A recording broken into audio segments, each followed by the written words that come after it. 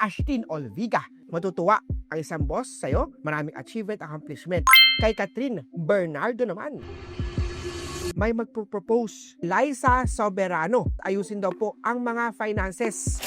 Miss Aquino naman, kailangan pa rin bantayan ang kalusugan. Donnie Pangilinan naman, kailangan mag-move on. Sa mga pass, magandang baraha to kay Andres ha, meron daw pong mabubuntis. Si Robin Angeles.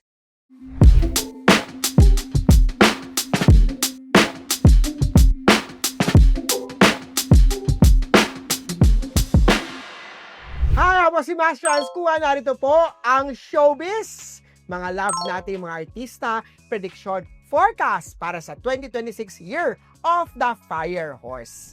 Simulan natin para kay Joshua Garcia na pinanganak ng October 1997. Fire Ox. Ang fire element this year is resource. Marami siyang mga ideas, mga gagawin sisimulan. Ang Ox this year gamitin ang charisma. Meron kang charisma, may love star ka, mahal ka ng mga tao. Para kay Joshua Garcia, baraha ng kapalaran naman niya, this year is the Page of Pentacles. May biglaang opportunity, pera ito. Posible mag-grab niya to at magkaroon po ng long-term deal o long-term achievement dito. Punta naman tayo kay Bea Bores na pinanganak ng January 2003. Water Horse. Si water element is the money element. Si horse naman nasa kanya po ang Tai Sui Clash at ang 5 Yellow Misfortune Star. Not your year para sa horse to be aggressive. Para kay Bea Bores, sa barahan ng kapalaran naman niya, masayang pamilya. Ang pinaka-purpose, ang pinaka-goal plan natin this year is to have a happy, maayos, magandang kalusugan ng pamilya. Bea Bores, ayan, ang 10 of Cups. Happy family daw. Para kay Alex Ayala naman, na Year of the Wood Rooster, May 2005. Rooster this year, yung mga sinasabi, mga words mo, may hurt yung mga fans mo, may hurt other people, may mga misunderstanding. Wood element is influence. Yung social media niya ngayon, dadami ang mga followers kay Alex Ayala. Alex Ayala naman para sa kanyang barahan ng kapalaran, nasa malayong lugar ang swerte sa 2026. May long-term na goal plan gagawin o sisimulan. Maraming achievement sa malayong lugar, maraming travel para kay Alex Ayala. Punta naman tayo kay Carlos Yulo, February 2000, Metal Dragon. Ang Dragon this year, meron siyang long-term goal plan. Ang metal element naman is kanyang marami siyang output, marami siyang magagawa this year. Posible ang Metal Dragon this year na meron siyang mga achievement awards, medal na makukuha sa isang tournament laban sa ibang bansa ulit. Good luck kay ating champion, Carlos Yulo. Carlos Yulo, sa barahan ng kapalaran mo naman, the full card. Learn to enjoy, to relax, and to chill. The full card is about learning. Life is about walang competition, walang hinahabol. It's about relaxing, living your life, and enjoying what you have. Yan sabi ng the full card para kay Carlos Yulo. Kay Emmanuel Pacquiao naman, January 2004, water ship. Water element is maraming pera ang water element. Ship is the good friend ng Year of the Horse. So, maraming opportunity at pera kay Watership para kay Eman Pacquiao this year. Sa barahan ng kapalaran naman niya, sabi ng 5 of Pentacles, learn to appreciate, learn to pray, learn to be back sa humble beginning also. Sabi ng barahan nito, huwag pahayaang lalaki ang ulo. Sabi ng 5 of Pentacles, learn to pray, also appreciate and be grateful of what you have. Para kay Jillian Ward na Year of the Wood Rooster, wood element, maraming influence this year. So maraming bagong mga followers, maraming mga award recognition sa kanya. Rooster is this year, marami namang conflict ang dapat ingatan. Para kay Jillian Ward, sa barahan ng kapalaran niya, this is the 9 of Pentacles. 9 of Pentacles, maraming pera. All sources of pera, funds is nasa kanya this year.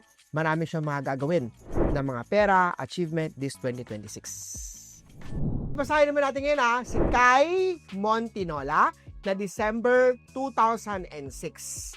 Fire Dog. Ang dog this year, magandang taon to dahil isa sa mga good friend ng Year of the Horse. Fire element is marami siyang mga ideas, wisdom. Gamitin ang kanyang creativity to get yung mga goal na gusto niya makuha.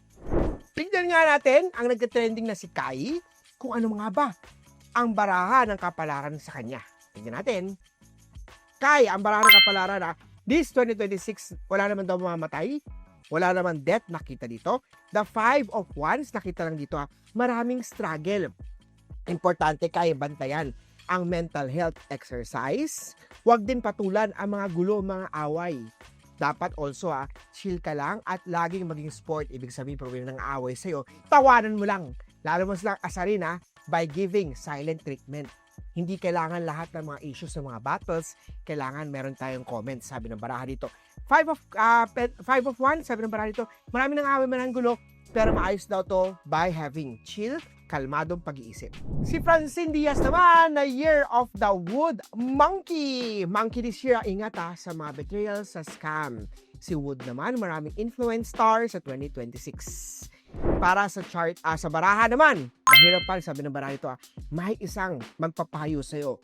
Itong payo niya, magandang idea yan at pagdadala na magandang result, achievement para kay Francine Diaz sa kanyang 2026.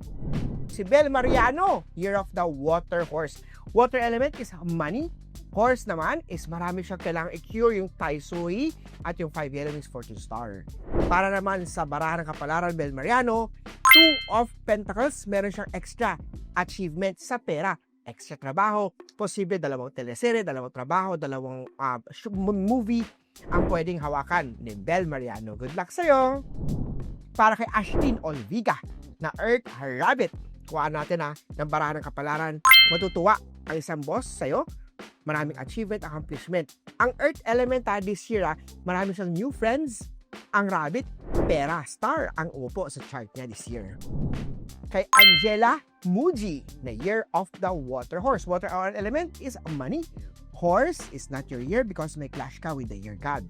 Angela Muji, isa baraha ng kapalaran, hands-on ang susi sa tagumpay ng 8 of Pentacles mo.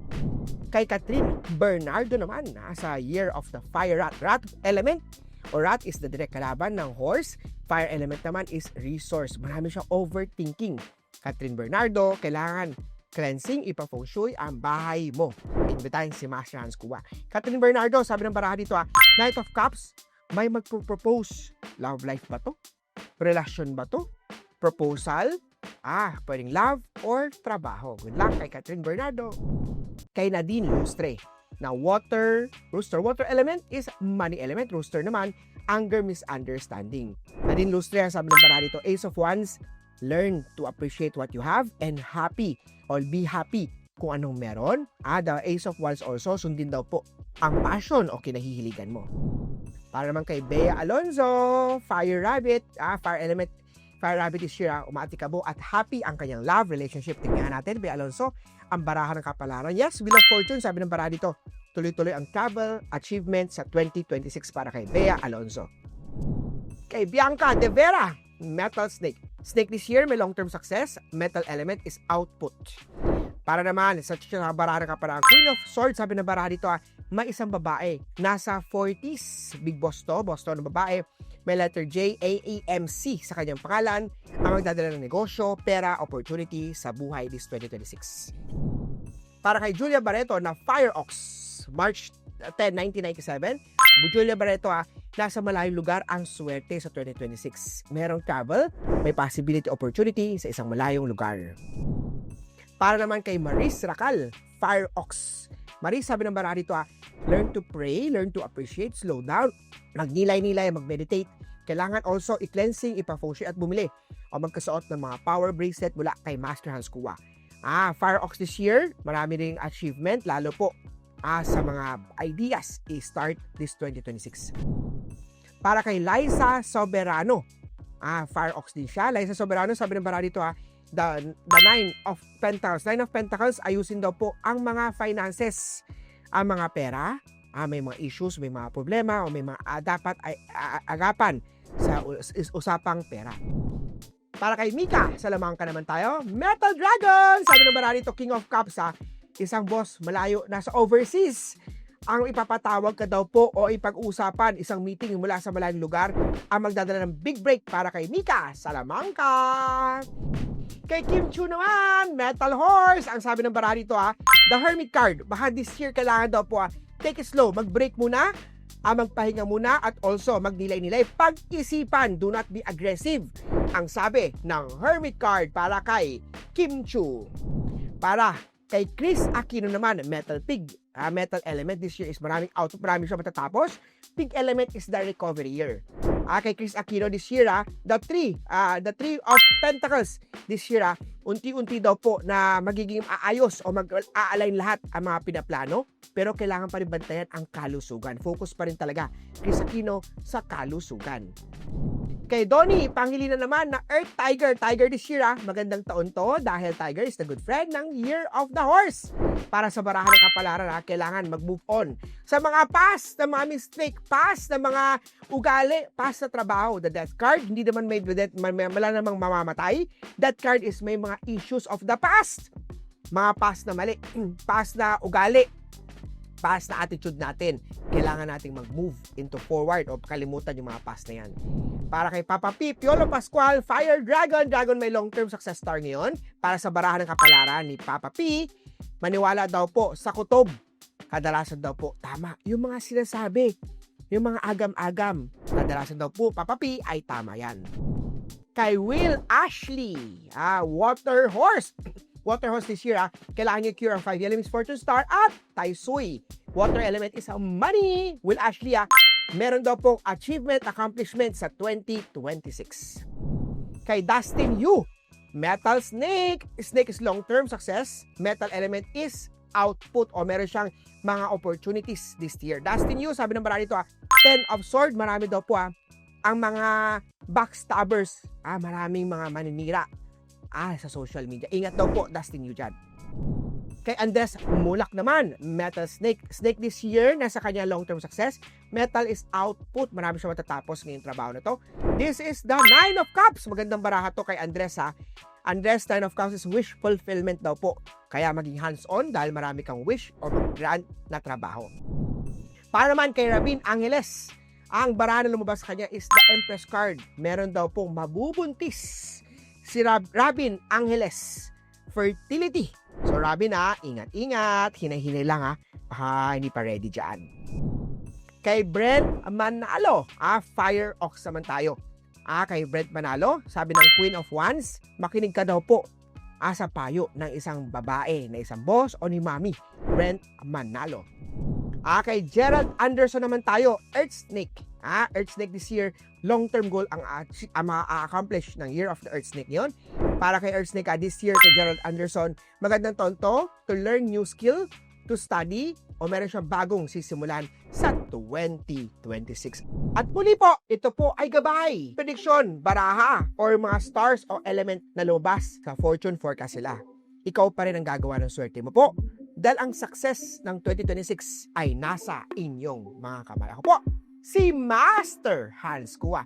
Comment down below, i-share ang mga comment niyo po, at abangan ang susunod na mga video ni Master Hans Kua dito lang po sa Philippine Star YouTube page. Share this video. Happy Chinese New Year po sa inyo lahat.